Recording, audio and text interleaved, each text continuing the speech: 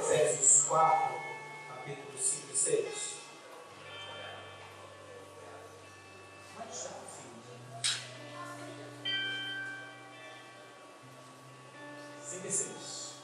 Há um só Senhor, uma só fé, um só batismo, um só Deus e Pai de todos, o qual é sobre todos, por todos e em todos.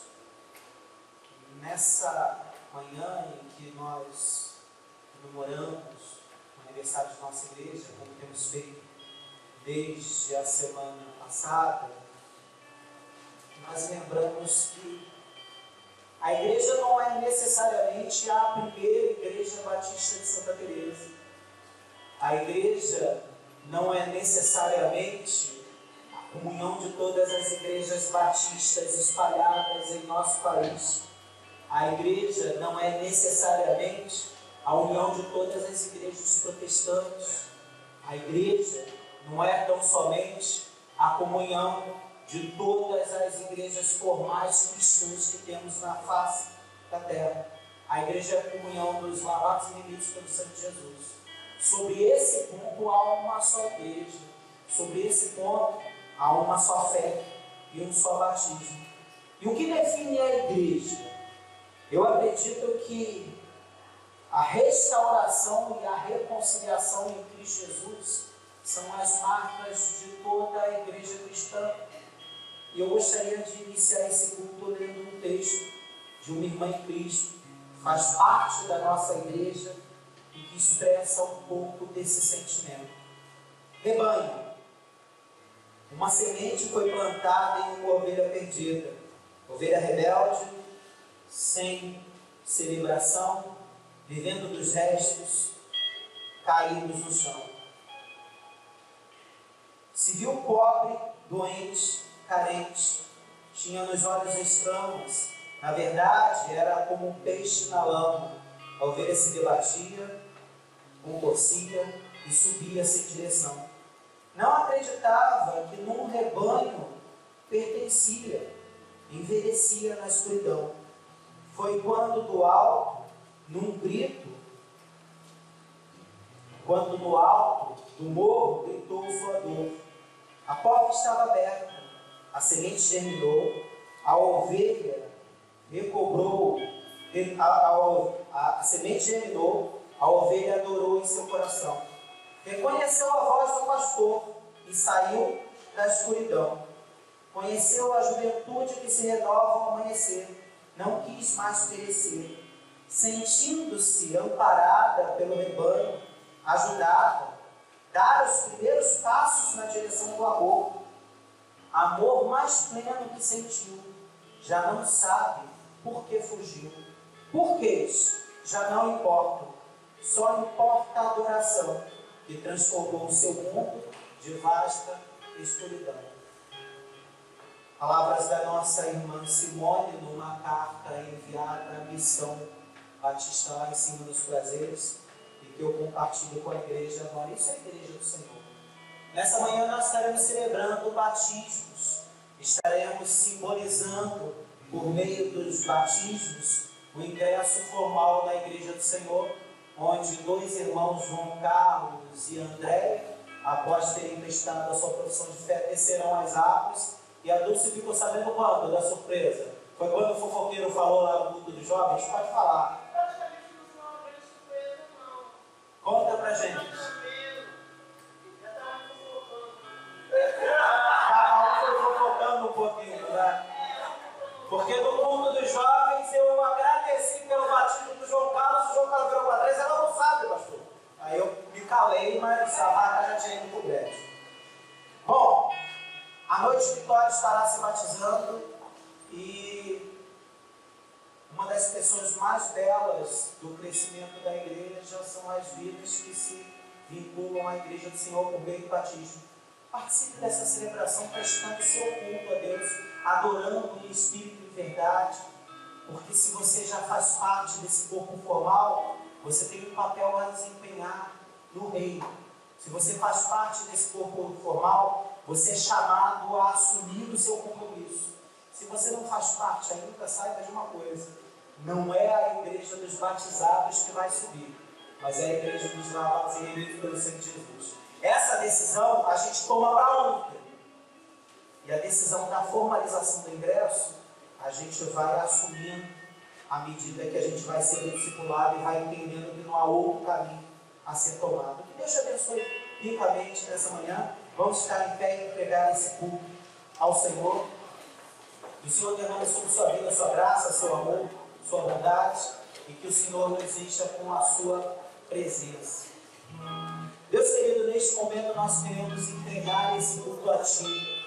Te agradecemos, ó Deus, pela história da Simone, te agradecemos pela história do João Carlos e da Andréia, te agradecemos por cada história de salvação que é contada na vida de nossos irmãos, que a seu tempo vêm, ouvem o Evangelho, se convencem da verdade de que só há salvação em Cristo, se entregam a essa salvação e, ó Deus, após caminharem com a igreja e conhecerem o suficiente para tomar uma decisão coerente, sensata e determinada de que querem estar com o Senhor e com a igreja do Senhor por todos os dias de sua caminhada, eles passam pelas águas do batismo e nós bendizemos ao Senhor por todo esse processo que é parte de uma história linda do Senhor conta na vida de cada um de nós. O nosso pedido, ó Deus, é para que essa história não se encerre nesses momentos tão marcantes como o do batismo e o da formalização da comunhão, mas que nós continuemos seguindo e prosseguindo em conhecer ao Senhor. Que a cada dia nós permitamos que o Senhor fale um pouco mais aos nossos corações. Que a cada dia nós permitamos que o Senhor apresente um pouco mais da Tua vontade para nós. Que a cada dia nós permitamos que o Senhor nos encha e nos torne um pouco mais plenos do Teu Espírito Santo. Para que ao final de nossas vidas a gente declare que combateu o bom combate, acabou a carreira, mas guardamos a fé. Que ao final dos nossos dias a gente possa olhar para trás e ver que sementes que foram semeadas em meio a lágrimas frutificaram para a honra e glória do Senhor, na forma de famílias abençoadas, na forma de filhos, ó Deus, íntegros e entregues ao Senhor, na forma, ó Deus, de uma comunhão entre irmãos que aprenderam pela Tua palavra o que significa amar a Deus de todo o coração e ao próximo como a nós mesmos. Ajuda-nos nessa caminhada, pois nós a entregamos em Tuas mãos. Em nome de Jesus, nessa manhã, em que consagramos esse culto para Ti, porque sabemos que só a Deus toda a honra e toda a glória. Por Jesus oramos e agradecemos. Amém. Adoremos ao Senhor, vamos nos confraternizar enquanto estivermos cantando. Abraço, irmão, bem-vindos no nome de Jesus.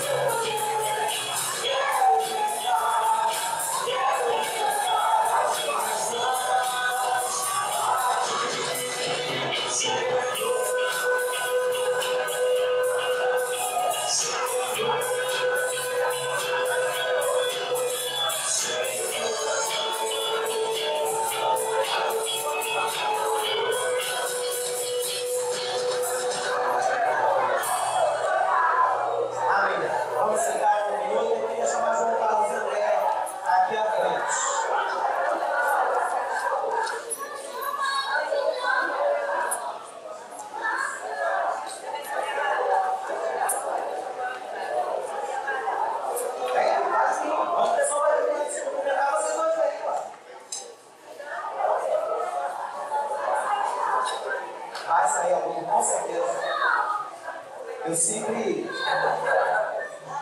que eu batizo, eu cito o texto de Atos, da história de Filipe e do eunuco. Por quê? Porque nós tendemos a achar que é necessário que um irmão, quando se apresenta para o batismo, ele tenha quase que tanto conhecimento quanto um pastor que passou por um concílio, né, pastor? E se a gente for parar para ver, é comum que em momentos de profissão de fé, a igreja pergunte as mesmas perguntas que são perguntadas para a gente na data do concílio. Os mesmos temas. E, no entanto, quando eu abro o Evangelho, quando eu abro a Palavra de Deus, quando eu abro o livro de Atos, eu vejo que Filipe conta a história da salvação a um oficial que estava literalmente no caminho. Esse oficial crê na palavra da verdade. Esse oficial vê a água e faz a seguinte pergunta para Filipe: a água está aqui, o que me impede de ser batizado? E a resposta de Filipe é o parâmetro nosso do que se refere a esse momento. É lícito se você crê de todo o coração. E o eunuco ainda completa: eu creio que Jesus Cristo é o Filho de Deus. É com base nessa fé que nós batizamos.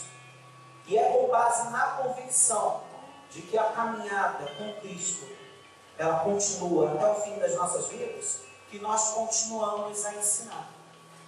É lógico que há princípios que regem a fé cristã. Eu sempre que lembro desses momentos, eu lembro os famosos 5 solas do protestantismo.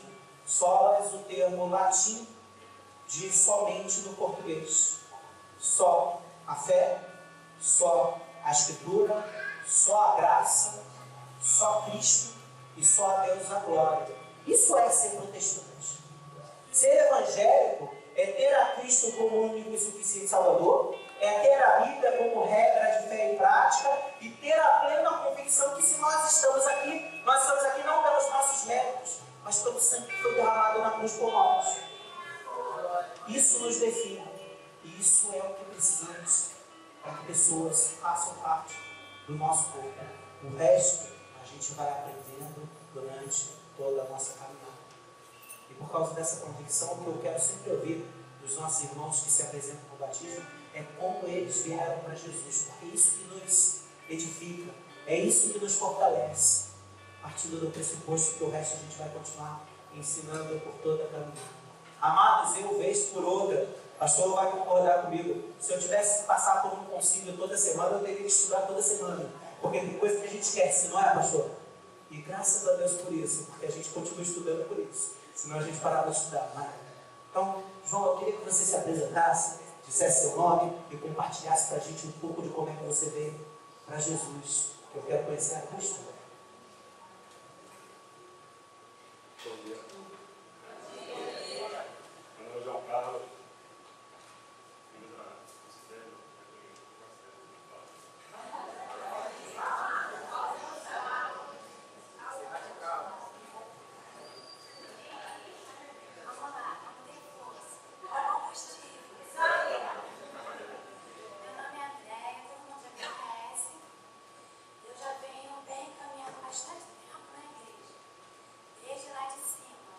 Quantos anos? 17. Quantos anos? 17. Eu fiz, se eu não me engano, o segundo ou terceiro aniversário de casamento de vocês, não foi? 3 pontos, pastor. Eu me casei aqui também. Então, assim, a minha caminhada na igreja foi extensa até agora. E a gente cai, levanta, vê as dificuldades, mas não sabe que o caminho certo é esse, né? A gente tem muita dificuldade e às vezes a gente somos teimosos. E sabe que o verdadeiro caminho é esse aqui. É a palavra de Deus, é a casa de Deus. Às vezes lá fora tá bom, mas aqui dentro tá melhor. Com certeza. E assim, eu, Andréia, estou aqui há 17 anos. Eu só tenho a agradecer tudo, porque Deus me dá esse combustível que a gente precisa.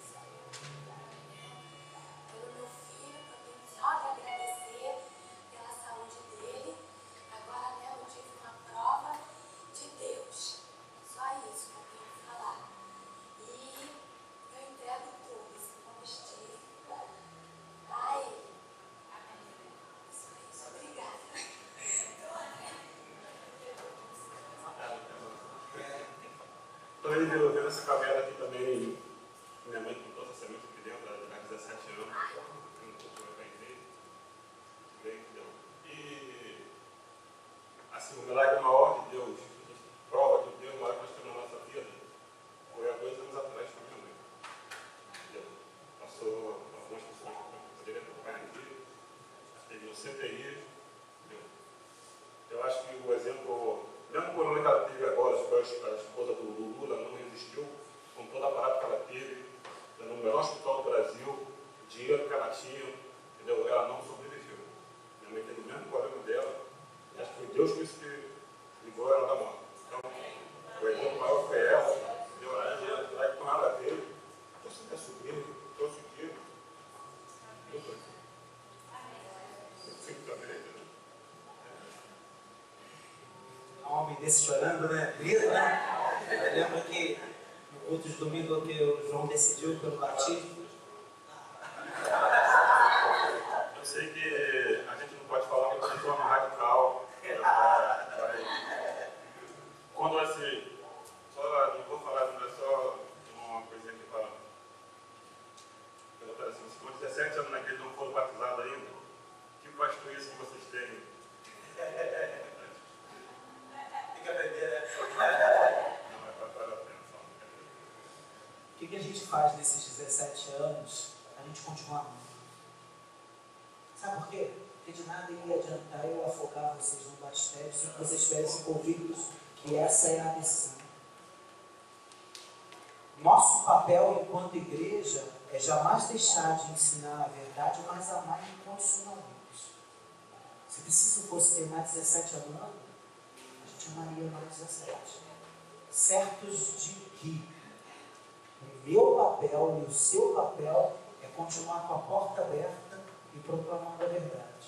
Agora, a decisão é sempre individual. E às vezes Deus usa de uma maneira tão extraordinária as circunstâncias. Eu queria lembrar aos irmãos que é o 5º batismo que nós estamos celebrando, diretamente ligado a um momento doloroso em que eu quase despedi-me da minha irmã Dulcineia naquele CTI. Coisas que só Deus está explicando. Por que as coisas acontecem desta forma? Mas a gente sabe de uma coisa, de maneiras mais suaves ou mais brutas, Deus está sempre a nos chamar. E aí se a gente separa a igreja naqueles que estão formalmente e naqueles que não estão, eu gosto de separar a igreja naqueles que já aceitaram o chamado e aqueles que estão sendo chamados agora. Porque para Deus não há 2 classes de pessoas, uma amada e não amada. Há uma que já reconheceu esse amor e uma que continua sendo chamada a receber esse amor de Deus. Eu acho que isso muda a nossa maneira de encarar o nosso irmão. Isso muda a nossa maneira de olhar para as pessoas como participantes e não participantes, com os termos que eu não gosto, tipo amigos do Evangelho, para aqueles que estão entrando pela primeira vez. Mas todos somos amados, todos somos queridos. Alguns já reconheceram esse chamado e outros continuam sendo chamados por Deus. Isso tem a ver com João 3,16. Um Deus que amou o mundo, toda a humanidade, de tal maneira que enviou o seu Filho para que todo, olha quantos absolutos, todo aquele que nele crê não pereça, mas tenha vida eterna. Eu conheço a história de João Carlos e da Andréia. Sei que nesses 17 anos teve muita coisa boa mesmo. Um casal abençoado, um casal unido, um filho bênção, ótimo filho. Um dos responsáveis pela Dulce estava se ligou porque não deixava ela ficar na cama. Mas sabe o que eu sei? A salvação não é porque ele é bonzinho, nem porque ela é boa assim, mas é porque pela graça de Deus, Deus enviou o seu Filho para morrer por nós. E nós todos somos carecedores da mesma graça. E aí eu olho para a minha vida, que pode parecer estar mais certinha, ela não é melhor do que a tua, e não me faz mais merecedor desse evangelho do que você. Todos nós estamos aqui pela mesma razão, desfrutando da mesma graça e compartilhando da mesma fé. Uma só fé, um só batismo, uma só salvação. E eu aguardo a proposta da igreja para que nós recebamos o João Carlos e a Andréia como membros dessa igreja por intermédio do testemunho do batismo. Essa não? Vamos ficar bem agradecer? À noite nós teremos, se Deus permitir, o batismo da Vitória, inclusive que outros fizeram um pouco medo, mas ela não apareceu aí ainda para fazer a profissão de fé. E por causa disso vai fazer a profissão de fé sozinha, que é mais difícil. Mas eu agradeço a Deus pelo que Deus está fazendo na vida de toda a família. E Dulce, vem orar. Vem orar para agradecer. Não está dormindo não, né, Dulce? Você reclamou da última vez que eu deixei você dar um testemunho como membro fundadora. Agora vai aqui agradecer e eu vou deixar até falar, mesmo olhando para o relógio. Senão você vai. Bom dia, amados. Bom dia. Estamos da igreja da paz do Senhor Jesus. Amém. Eu estou hoje muito feliz. Não só hoje, mas eu digo muito feliz. Sempre feliz, né? Agradecer ao meu Senhor por ter o Senhor me rescatado. Às vezes, muitas vezes, a gente nem recebe, a gente nem aceita Jesus. Jesus que nos aceita, né? Primeiramente, eu quero muito agradecer a Deus, porque eu sempre orava e minhas orações falavam: Senhor, o Senhor não me leva e eu te levei salvação na minha família e dos meus filhos. Sempre eu reclamava sobre isso, né? Porque eu tenho certeza, eu falava de Deus, às vezes eu não sei orar. Mas hoje eu estou muito feliz por ver meu filho ter muito coração duro, eu reclamava de coração duro. Já tinha pegar uma marreta, uma terra não adiantava, mas hoje eu estou falar, homem agrado do Senhor. Meu filho e minha nora hoje estão descendo nas águas, né? Eu estou muito feliz, graças a Deus. Quero agradecer essa igreja que me apoiaram muito por meio da situação que realmente o pastor Marcelo falou. A gente nunca sabe o que Deus faz para a gente, o que Ele quer para a gente. Tive passado por aquela luta ali, CTI, para mim ter meus filhos hoje, salve pela honra e a glória do Senhor. Em nome de Jesus, eu quero agradecer muito. Também eu quero pedir também pelo meu esposo e amigo que vai também, em nome de Jesus. Amém. Igual uma marreta também de coração que quebra, pela honra e a glória.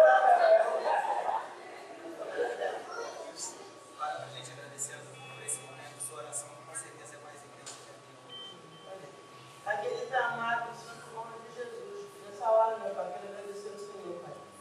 Por essa oportunidade de estar aqui, Senhor, nessa igreja, Pai. De muito tempo, Senhor, o Senhor me converteu, Deus. Muito obrigado, Deus, pela vida do pastor Raimundo. Obrigado, Senhor, pela vida do pastor Marcelo que está, Pai. Senhor, o Senhor continua, Deus, abençoe aqueles, Pai, que estão também aqui, que não conseguiu ganhar família. Para o Senhor, que o Senhor visita, Deus, toca no coração de cada um, Pai, e que possa ser convertido também. Possa não ser aqui, mas possa ser em outras igrejas, Pai. Aqueles abençoa, Pai, abençoa a pessoa do pastor Marcelo, abençoa a Denise, abençoa, Deus, todos os pastores da terra, Pai. No nome santo e poderoso de Jesus, meu Deus, o Senhor nos amou tanto, Deus, o Senhor deu a vida do seu filho por nós, Deus. E que o Senhor dá, Senhor, um coração quebrantado a cada um aqui na terra, meu Pai. Que venha, Senhor, tirar desse mundo, Pai, que está tão complicado, Senhor. E no nome de Jesus, Pai, que perdoa os meus pecados, eu agradeço. Amém. Amém. Amém. Vamos adorar o Senhor.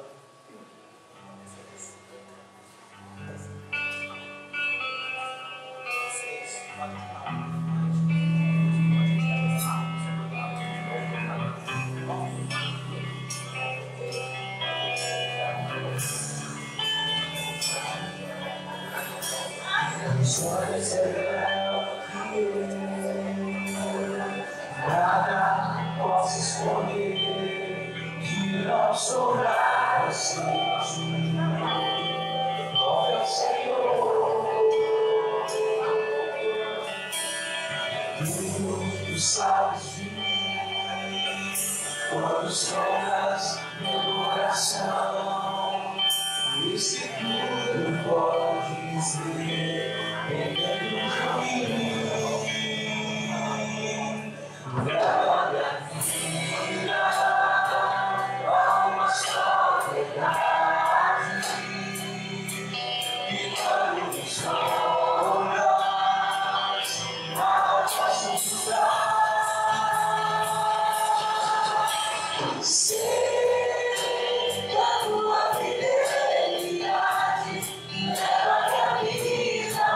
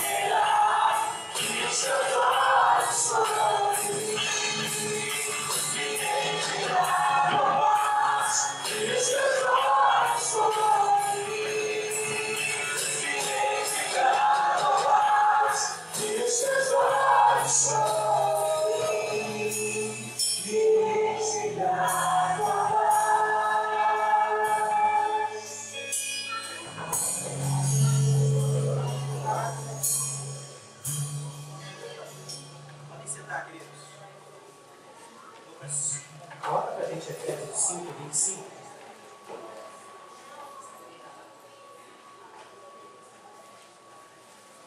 Dizem que o microfone sem fio não tem perigo de achar. Será que é verdade? Tá bom.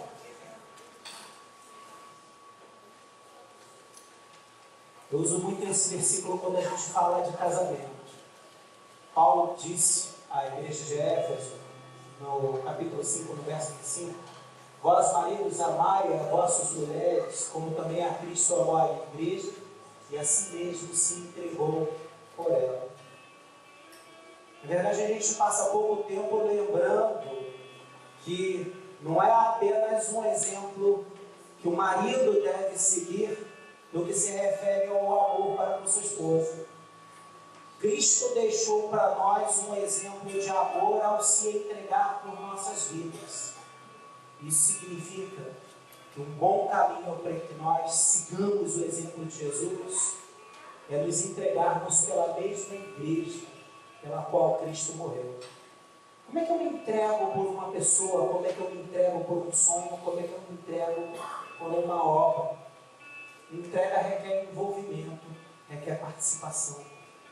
É por isso que nós voluntariamente passamos a fazer parte do corpo de Cristo e constantemente somos chamados a fazer parte de cada um dos ministérios da igreja, com vista a fazer com que a igreja seja uma igreja mais forte e preparada para proclamar o seu amor.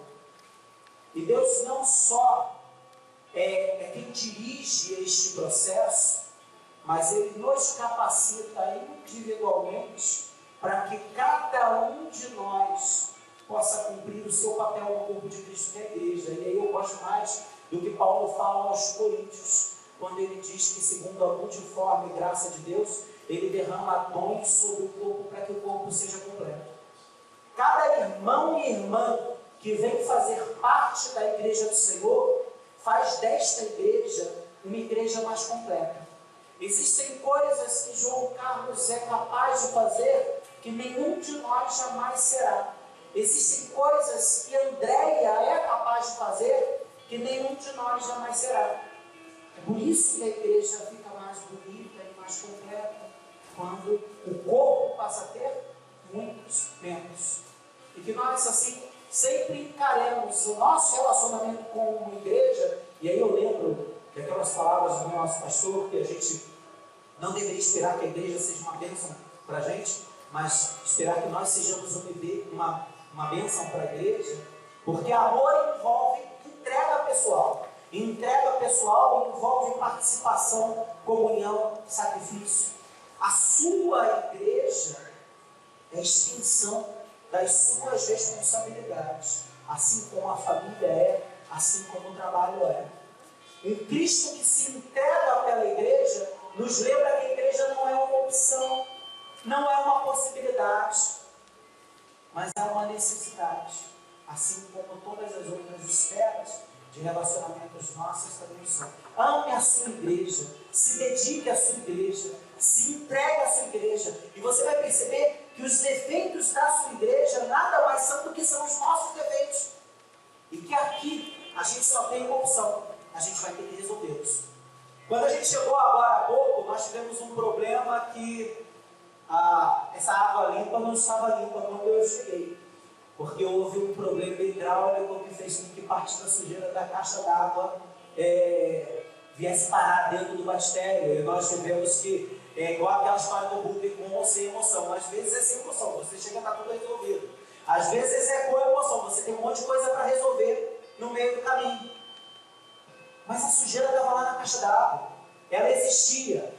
E mexer, abrir o sistema, fazer a água correr, nada mais fez do que mostrar aquilo que já existia e precisava ser tratado.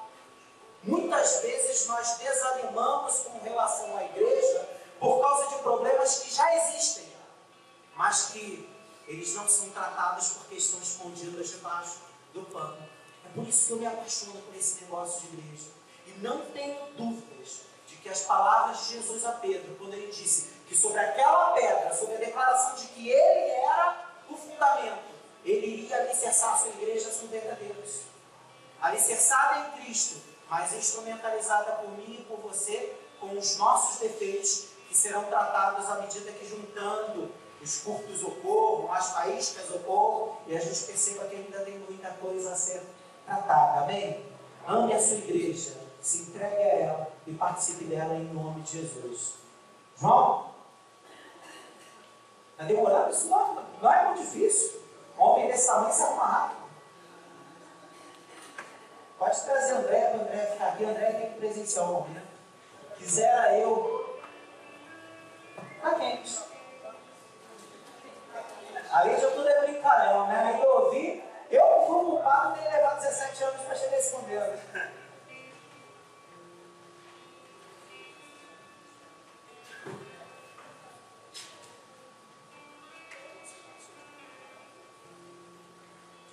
Esse já tem que ajoelhar antes, porque se ele descer sem ajoelhar, eu não consigo pegar ele de jeito nenhum. Irmão João Carlos, o irmão confessa ao Senhor Jesus como seu único e suficiente Salvador? Sim. Então, mediante a sua pública profissão de fé, como ministro do Evangelho desta igreja, eu te batizo em nome do Pai, do Filho e do Espírito Santo. Amém.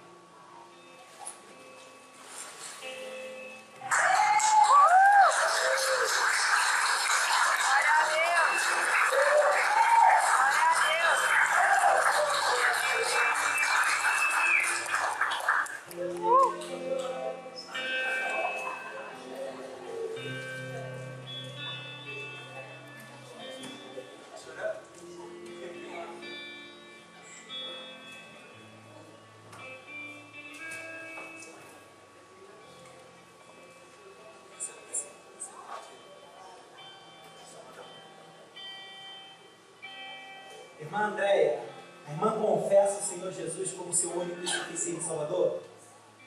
Então, mediante a sua pública profissão de fé, como ministro do Evangelho constituído por esta igreja, eu te batizo em nome do Pai, do Filho e do Espírito Santo. Amém. Amém.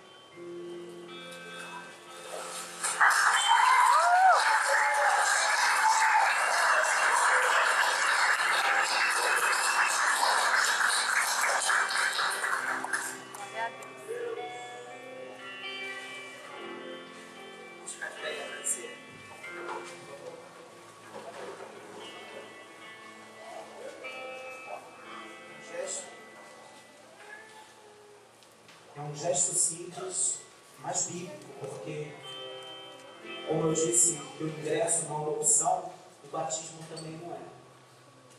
A vida cristã é mais simples do que a gente imagina. 2 ordenanças, o batismo e a ceia. Uma simboliza o ingresso formal no corpo, a outra simboliza a manutenção da comunhão no corpo. Por isso que a gente transforma numa das ordenanças como pré-requisito da outra. Porque se a ceia simboliza a comunhão, a lógica é que primeiro eu entre, para que depois eu continue. E nós fazemos isso todos os meses ao celebrarmos a ceia do Senhor, sabendo que há significado nos nossos memoriais. Nossos irmãos desceram as águas, simbolizando que morreram para o mundo. Nossos irmãos subiram, lavados pelas águas, simbolizando que ressuscitaram para Deus. Sabemos que a água da vida é Jesus. Sabemos que a purificação dos pecados não se dá por esse momento, que não há nada especial nessa água, mas sabemos que esse momento simboliza uma realidade espiritual que ocorreu na vida deles no momento que eles se entregaram ao Senhor. E nós celebramos juntos esse momento e a Deus toda a honra e toda a glória. Vamos agradecer. Acho que é só cabeça. Deus querido, glórias sejam dadas ao teu santo nome, pelo que tu tens feito nas nossas vidas. Porque pela purificação de seus pecados, de nossos pecados, nós podemos ingressar no Santo dos Santos, certos de que nenhuma condenação há para aqueles que estão em Cristo Jesus. Porque mesmo imperfeitos e falhos, nós sabemos que nada poderá nos separar do seu amor. Mesmo, Senhor, carentes de sua graça e de seu perdão, nós aqui estamos como teus filhos, lavados e remidos, santificados, purificados e preparados para sermos verdadeiros adoradores que te adorem em espírito e em verdade. Como é extraordinário saber que nada disso é merecido. Como é tremendo saber que nada passa, Senhor. São dádivas do Senhor que nos foram outorgadas pelo sacrifício de teu Filho na cruz. Por isso a Ele toda a honra, toda a glória, e o nosso clamor é para que o Senhor complete em nós a boa obra que se iniciou e que continuará até o dia do Senhor Jesus. Por Ele nós oramos e a Ele nós agradecemos. Amém. Graças a Deus, continuemos a adorar ao Senhor. Enquanto o Michel Lobo estiver cantando, nós estaremos entregando os nossos dízimos e ofertas e estaremos orando uns pelos outros. E o pastor André vai lembrar que de certa forma ainda é pastor da nossa igreja e irá consagrar os dízimos e orar pelos nossos irmãos e por nossas crianças, que afinal de contas eles não estão em casa, né? Esse é o momento que aos visitantes a gente lembra que é o momento da igreja. Não se sinta constrangido a participar dele. A igreja do Senhor, reconhecendo que essa obra é de Deus, em obediência à sua palavra, voluntariamente participa com a entrega dos seus dízimos e ofertas. Fazemos isso com prazer e alegria e certos de que é mandamento do Senhor. Graças a Pai Jesus, pastor.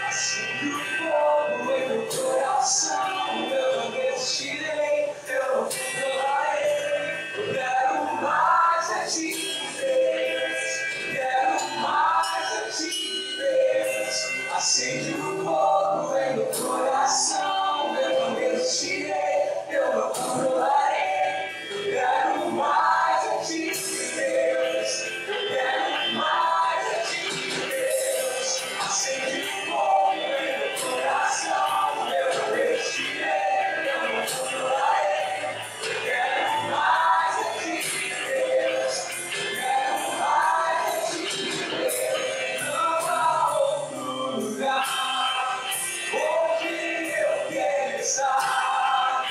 Não há outro lugar em teu amor, não há outro lugar onde eu quero estar. Não há outro lugar em teu amor, assim o bom em meu coração, eu refletirei, eu não provarei, eu quero mais de Deus, eu quero mais de Deus, assim o bom em meu coração, eu refletirei, eu não provarei, eu quero mais de Deus, eu quero mais de Deus, acende o fogo em meu coração, eu não resistirei, eu não controlarei, eu quero mais de Deus, eu quero mais de Deus, acende o fogo em meu coração, eu não resistirei, eu não controlarei, eu quero mais de Deus, eu quero mais de Deus. Bom dia, irmãos. Bom dia. Prazer estar aqui com vocês novamente, matando a saudade. Eu me considero em casa, estou aqui, estou em casa. Queria chamar as crianças aqui à frente, nós vamos estar orando pelas crianças e pela entrega dos dízimos e ofertas na casa do Senhor. Marcelo não hoje, a gente faz, né? As crianças aqui, por gentileza.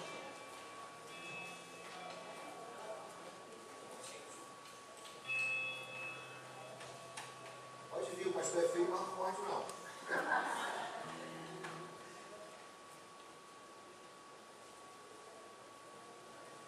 Senhor, a tua igreja é reunida aqui nesse lugar, em torno do teu nome, com o propósito de ouvir e aprender mais de ti. Aproveita também um momento como esse para te agradecer pela possibilidade que tu dá a cada um de nós, a todos aqueles que cooperam na tua casa, a continuar fazendo assim, Deus. A nossa oração, tudo que foi entregue aqui, naquilo que diz respeito a valores, ao fio metal, sejam bem utilizados, bem administrados na tua casa, para que não falte absolutamente nada na tua casa, Deus.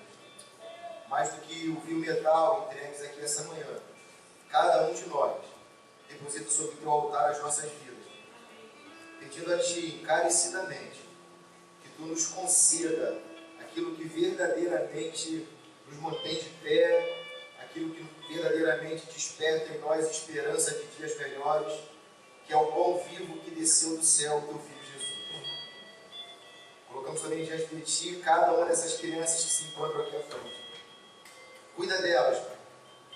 Que sejam crianças abençoadas por ti dia após dia, protegidas e amparadas pelo teu Santo Espírito. Que essas crianças possam encontrar na igreja, possam encontrar nas suas famílias, possam encontrar nos seus pais referenciais a serem seguidos. Cuida de cada uma delas. Entregamos a vida delas, consagramos a vida de cada uma delas nas tuas mãos. É a oração que te fazemos, pedindo perdão pelos nossos pecados, em nome de Jesus. Amém e amém. Coral. Coral agora, a palavra está com o coral da igreja.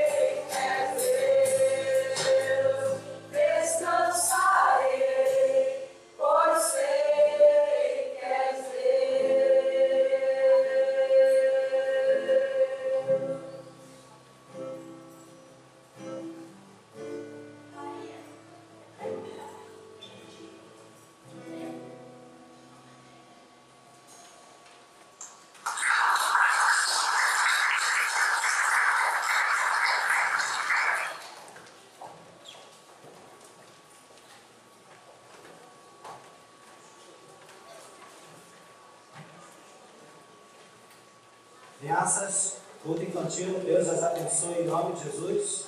Obrigado, pastor.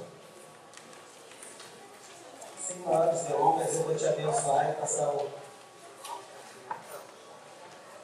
Afinal de contas, esse todos nós já conhecemos, né? Vamos lá.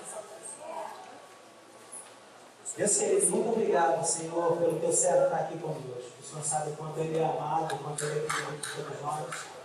Nós louvamos, ó Deus, pelo que o Senhor está fazendo pelo intermédio da vida dele. Nós louvamos, ó Deus, pela primeira igreja, pela Igreja Batista, Deus, que ele abençoa lá em Coelho Neto, ó Pai.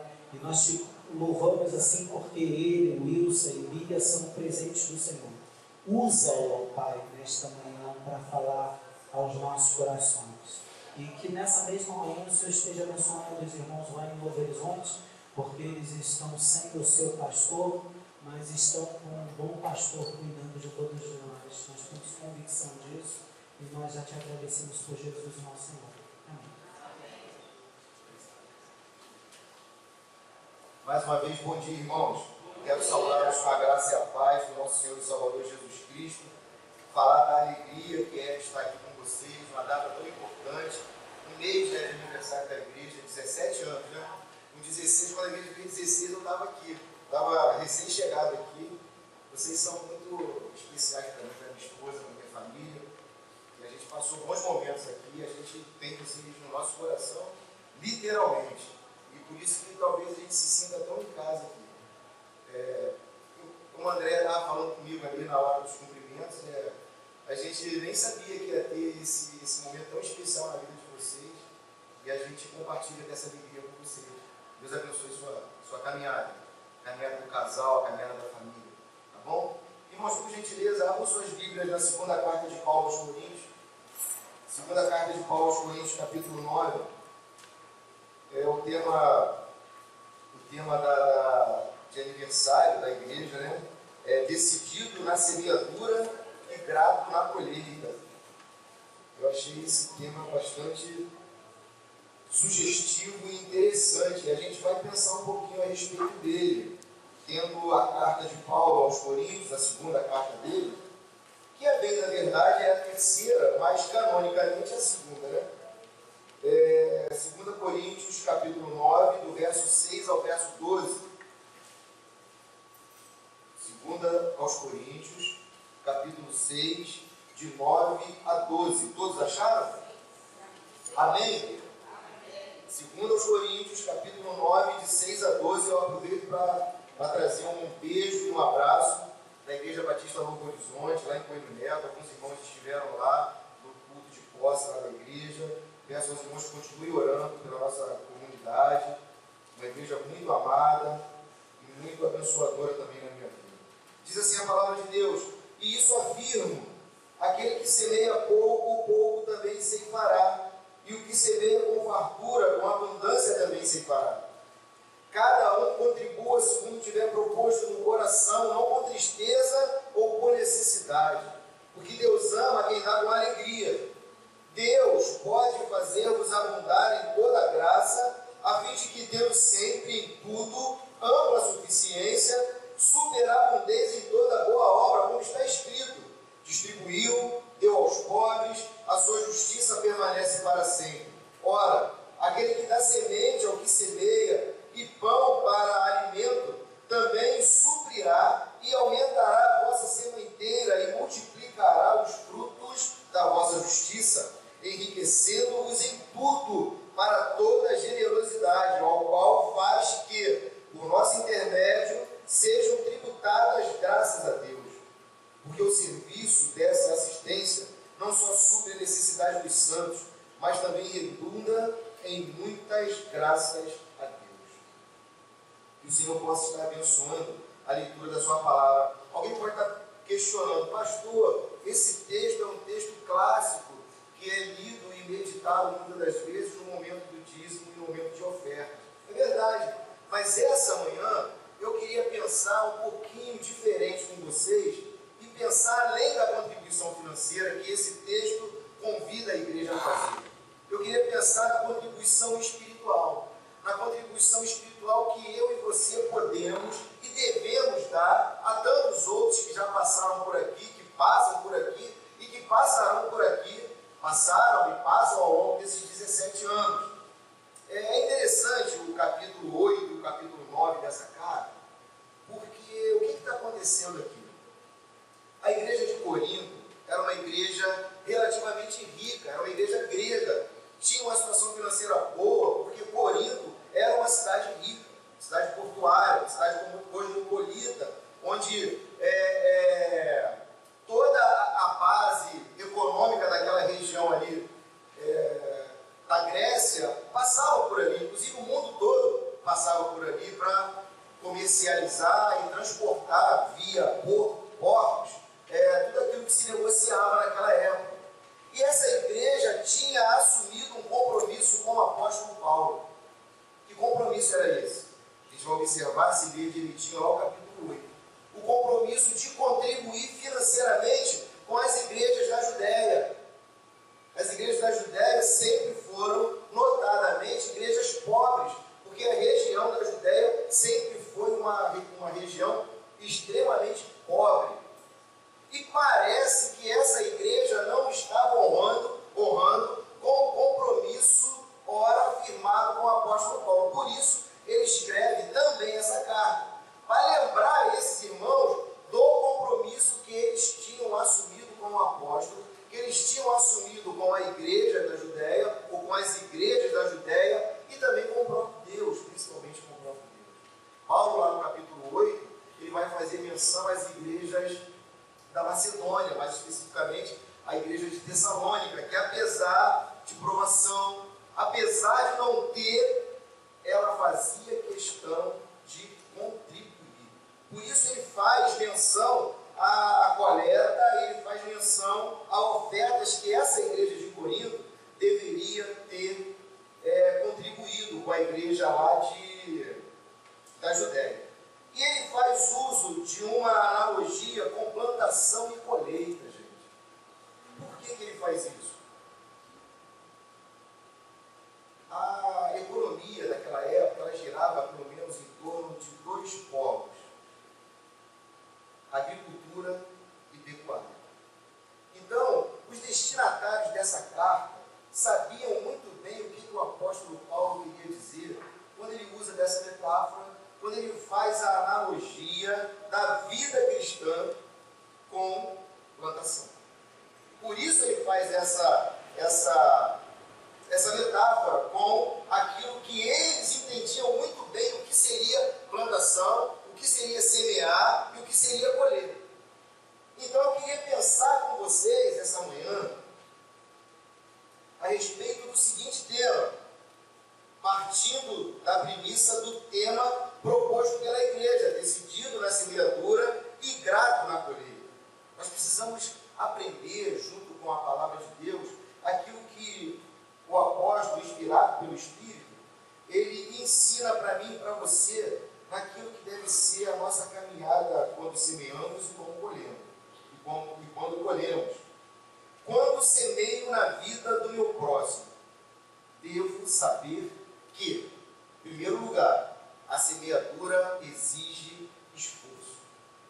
Quantos aqui já trabalharam com agricultura aqui? Levanta a mão. Ó, o Renner já trabalhou. Mas aqueles que não trabalharam, devem ver por noticiários e por documentários o quanto é difícil trabalhar na plantação. A vida no campo, ela não é fácil. Concorda comigo, Renner? Demanda esforço, demanda paciência, demanda cuidado, demanda tempo, porque depende de uma série de outros fatores para que a colheita, para que a semeadura antes feita possa produzir uma boa colheita. A necessidade de dedicação, a necessidade de empenho, a necessidade de busca constante pelo aperfeiçoamento. Assim é a minha e a sua caminhada cristã. Assim tem sido a caminhada cristã da igreja, da primeira igreja batista de Santa Teresa. A colheita, ou melhor, a semeadura, a plantação e a colheita, muitas das vezes pode inclusive redundar em frustração. E temos que estar bastante cônscios disso, para que nós não nos frustremos primeiro com a igreja e depois com Deus. Porque pode acontecer que ao longo da plantação, alguma coisa que nós não gostaríamos que acontecesse, acontece.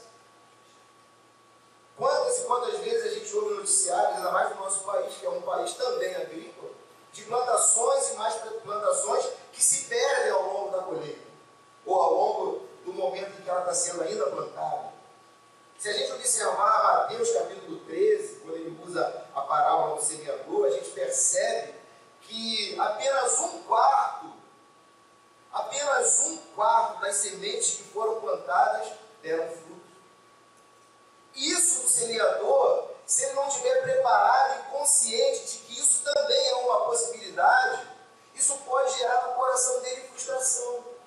Pode gerar no coração, e agora falando de ambiente de igreja, pode gerar no coração do pastor, quando não vê as coisas acontecendo, também frustração.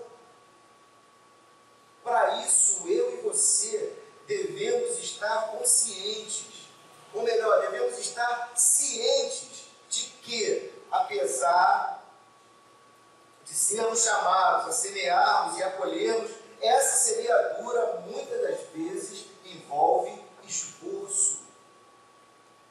A gente não pode perder isso de vista. As coisas do reino de Deus, elas não caem literalmente do céu, é preciso esforço. Para que o povo de Israel herdasse a terra que Deus houvera prometido a ele, foi preciso esforço. Para que nós, semeadores da palavra, semeadores do Evangelho, caminhemos ao longo do caminho, vamos lançando a boa semente do Evangelho, é necessário que eu e você estejamos preparados para todo tipo de acontecimento ao longo da nossa caminhada. Quantas e quantas pessoas passaram por aqui? Quantas e quantas pessoas passarão por aqui? Quantas delas permanecem no caminho até hoje? E quantas delas, infelizmente, se desviaram do caminho? Temos que entender que, apesar dos pesares, essa semeadura proposta por Jesus a cada um de nós, ela vai sim exigir esforço.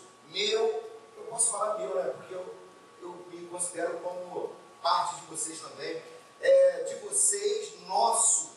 É um trabalho em conjunto, é um trabalho em equipe que não cabe única e exclusivamente aos pastores dessa igreja. A responsabilidade no reino é de todos.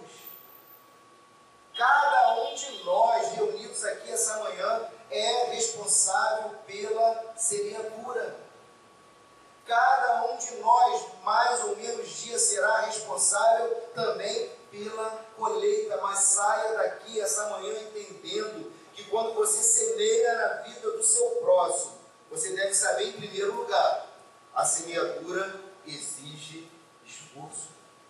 É um trabalho árduo, é um trabalho cansativo. Estamos tratando de coisas espirituais, de coisas que muitos dos homens estão com as suas mentes e os seus corações embotados. Não querem ouvir do Evangelho, pelo menos do verdadeiro e genuíno Evangelho. O Evangelho que não está adulterado pela teologia da prosperidade ou coisas afins. O ser humano, por natureza, ele é refratário à mensagem do Evangelho. E isso demanda esforço. Primeira Igreja Batista em Santa Teresa, esforça-te. Esforça-te na semeadura, esforça-te na plantação, esforça-te na distribuição dessa semente que essa igreja tem feito ao longo de 17 anos de existência. E eu sei que não foi fácil. O pouco tempo que passei aqui, tive a oportunidade de conversar com o pastor Marcelo, tive a oportunidade de conversar com o pastor Raimundo, tive a oportunidade de conversar com muitos dos irmãos aqui. Vocês sabem melhor do que eu o quanto foi difícil para que essa agência do reino fosse implantada aqui. Por quê? Porque exige-se esforço. E foi por intermédio de muito esforço, de muitos e de muitos irmãos, inclusive de cada um de vocês, que essa igreja continua produzindo frutos. Acabamos de ver dois aqui, ó. São frutos de uma semeadura, 17 anos. 17 anos regando aquela sementezinha ali, ó, que frutificou, gente. Pelo poder do Espírito, frutificou. Requereu esforço muito. Muitas orações, eu tenho certeza absoluta da irmã Dulce, muitas orações da igreja, muito esforço. Não se engane, a caminhada cristã não é fácil. Não se enganem, a plantação, o plantio dessa semente, dessa boa semente do Evangelho, ela não é fácil. Ela requer, em primeiro lugar, esforço meu, seu, de cada um de nós. Segundo, quando semeio na vida do meu próximo, devo saber que é a semeadura que determina a colheita. Vamos dar uma olhadinha lá no verso 6.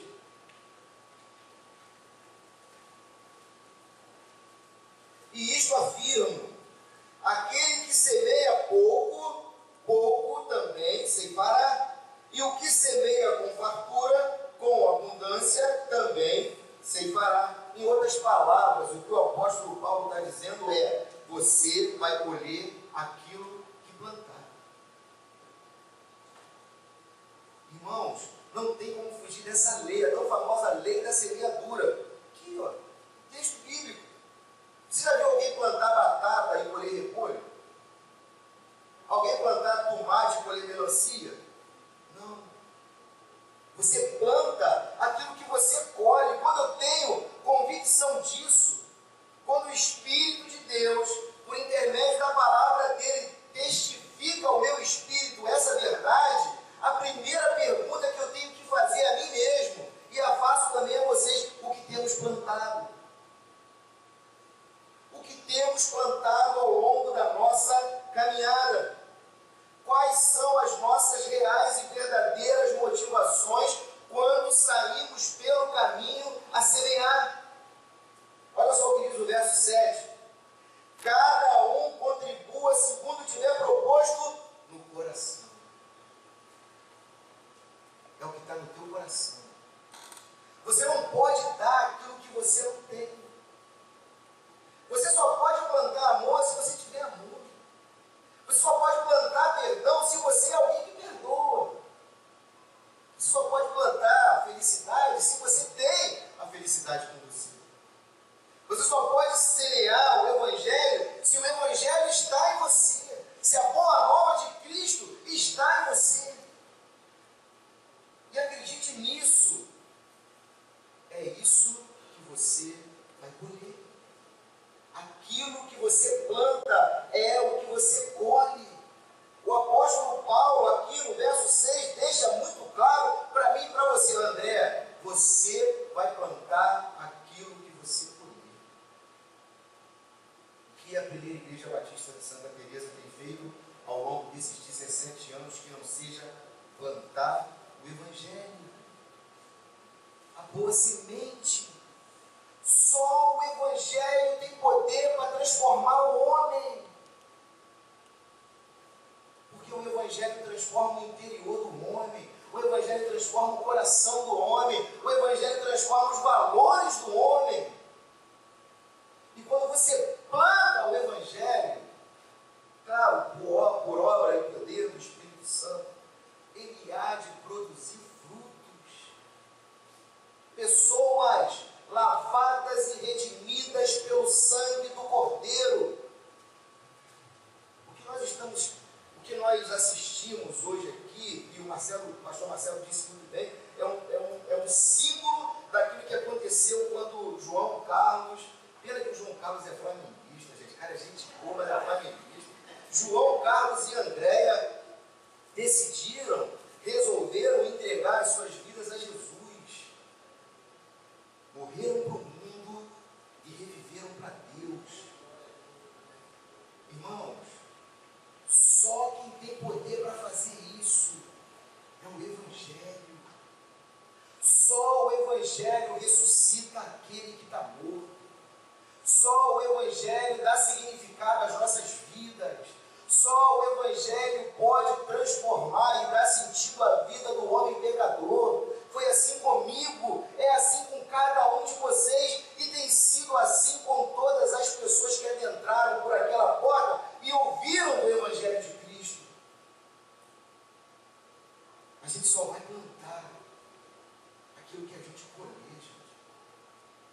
Pode demorar. Em alguns episódios, pode até causar algumas frustrações. Mas você vai colher. Aquilo que você está plantando, você vai colher. Irmãos, não tem como a gente fugir dessa realidade. A semeadura, ela determina a colheita. É o que você planta. Lembre-se disso. E perguntem-se a você mesmo ao longo do caminho: o que eu tenho plantado? O que eu tenho plantado na vida?